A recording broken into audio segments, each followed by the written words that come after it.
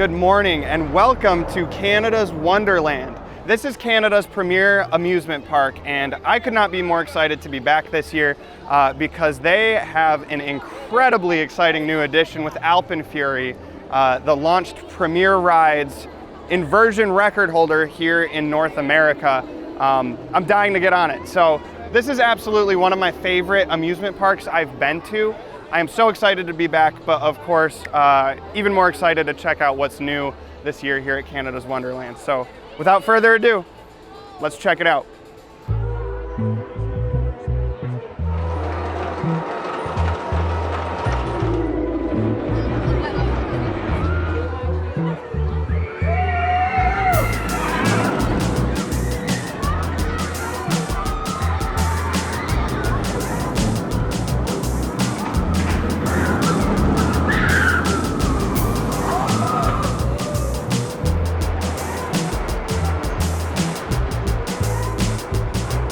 Vortex is definitely my favorite aero suspended coaster. This thing is intense. I think this is pretty much the same layout and ride as the Bat at Kings Island. I think Vortex is a few feet taller, a little faster, but just the way it rides is so much more intense. And also just the scenery of starting up on the top of the mountain and slowly making your way down into the valley, and there's water there, you're going right over the water. It really is intense. And because of that swing mechanism, I think it helps hide a lot of the transition imperfections or quirks that most aero roller coasters have. So these suspended coasters usually wind up being like the smoothest aeros, in my opinion. And this thing rides great. This kind of pushes the model to the limits. You are fully swinging like 90 degrees at certain points on some of those turns. It's fantastic. Definitely enjoy Vortex.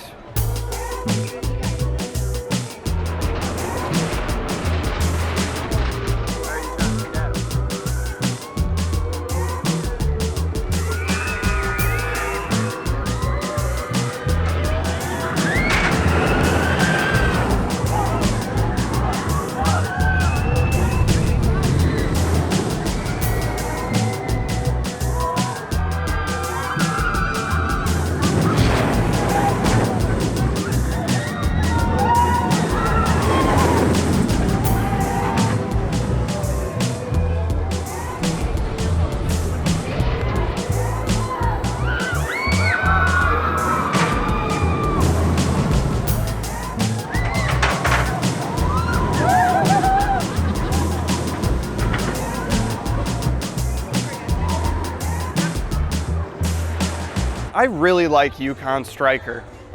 Normally dive coasters are not my favorite coaster model, but Yukon has a very good variety in its layout. You have a lot of different elements and ones that aren't in many dive coasters, like a vertical loop here. And then of course the scale of this ride. This is the world's tallest dive coaster at the time of this recording.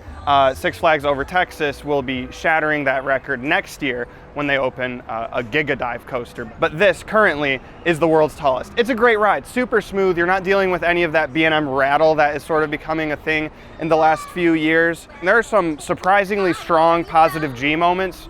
It's just a really solid ride.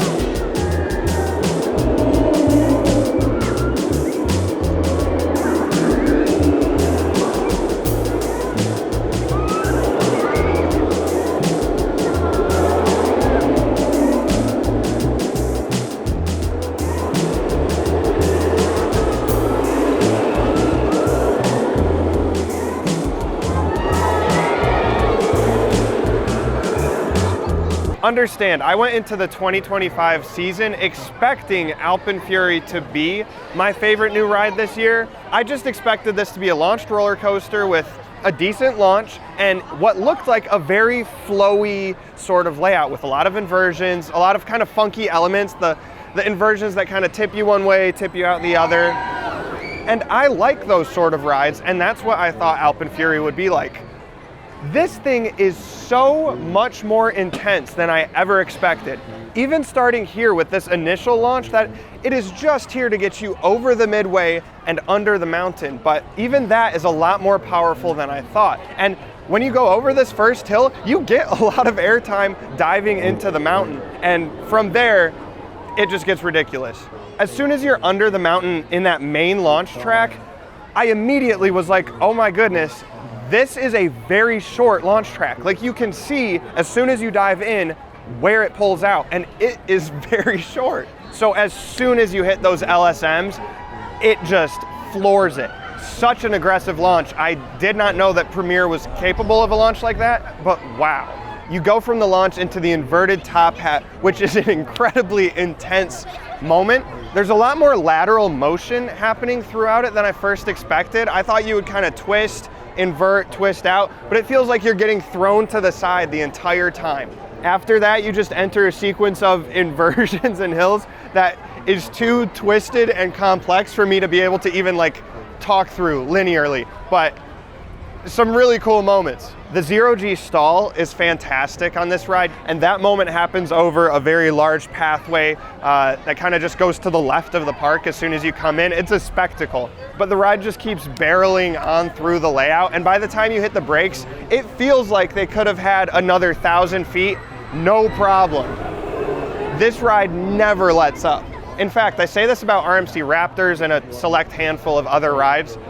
It looks like it's going too fast, especially through the first half. The rate at which it's taking the elements is kind of ridiculous. When a ride goes up a very tall element, you expect it to really slow down before speeding back up. This is just constant. Incredible ride. I will absolutely be riding it again today. And those Premier trains are actually quite comfortable. The seats are spacious, and they did something compared to like the Skyrocket 2s. Getting in and out of these trains is nowhere near as difficult as those. Just having a lap bar as the restraint is fantastic. I think if you had like an over-the-shoulder situation or the comfort collars, you would really start hitting your neck during some of those laterals. It's fast, it's smooth, it's relentless. I am so impressed. My expectations are blown away, and I had high expectations for AlpenFury. This is a crazy ride.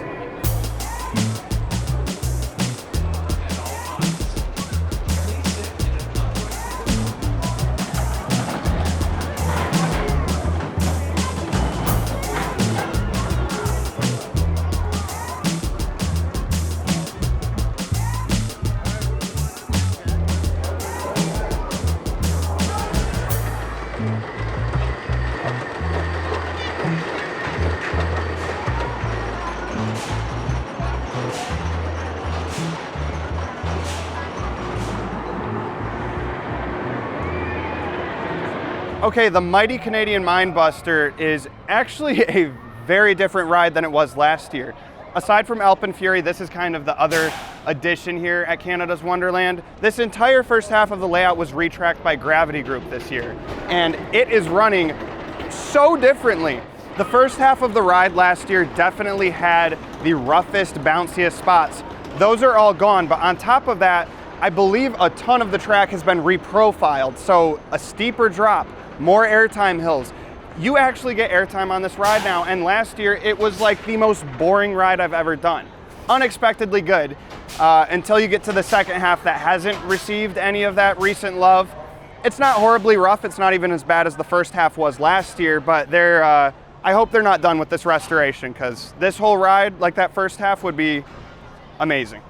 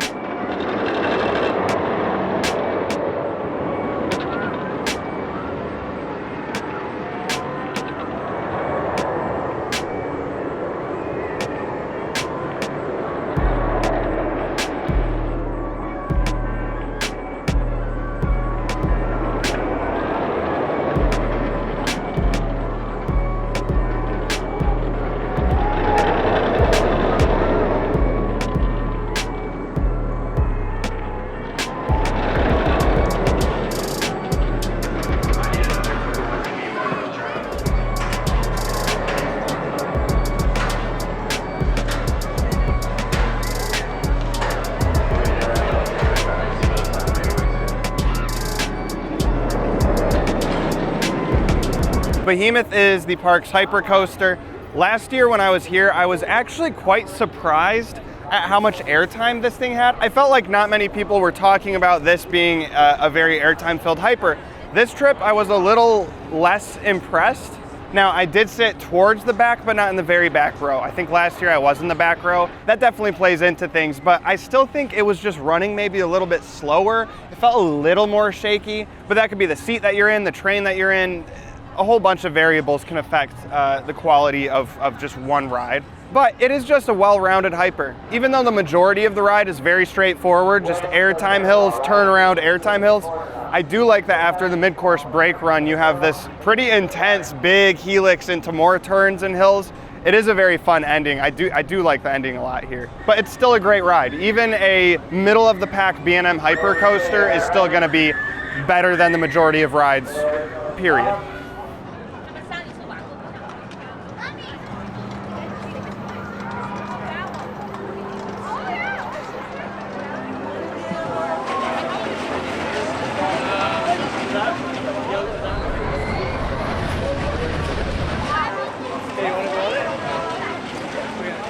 So that was actually my first time on Thunder Run, the park's family-powered coaster. So instead of going up a lift hill and then down a drop, it's actually propelled the entire duration of the ride, which that way you're avoiding high speeds and you're not getting any huge drops, anything like that. But as far as this style of ride goes, I actually really like it.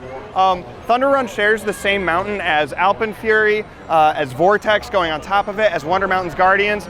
It's in the mountain for a majority of the layout, and there's some fun special effects, lighting, tunnels. It's just a really fun ride. And it does go around the layout twice, so you actually do get a very decent amount of ride time for what it is. So.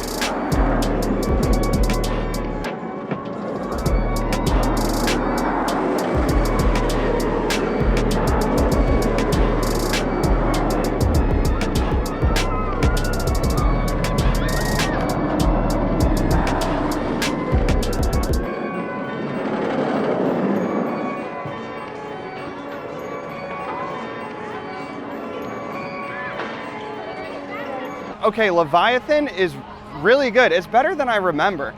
This is definitely my second favorite Giga coaster. The only reason it isn't my favorite is because Fury 325 is a much longer Giga coaster, but this is a very fulfilling ride experience. You get a strong mix of positive Gs. You get a lot of airtime. Most Giga coasters, I said this last year, but most Giga coasters focus a lot more on like low elements that heighten that sense of speed, tight turns, and maybe one or two airtime hills, but Leviathan actually has a lot of airtime, This was my favorite ride in the park until Alpen Fury, but it's a great ride. The sense of speed, the scale, the height, the drop, it goes into a tunnel. It's such a good ride.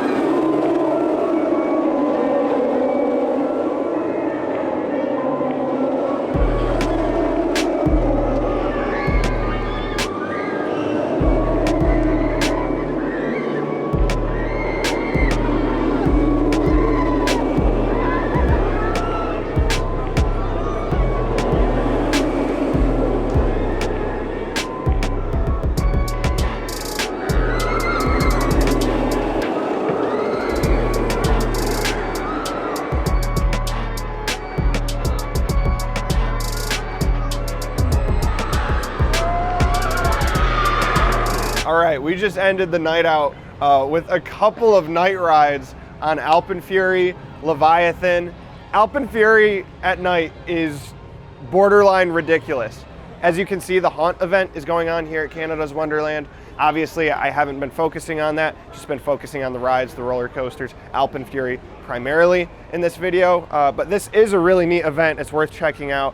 But I had a fantastic day here at Canada's Wonderland.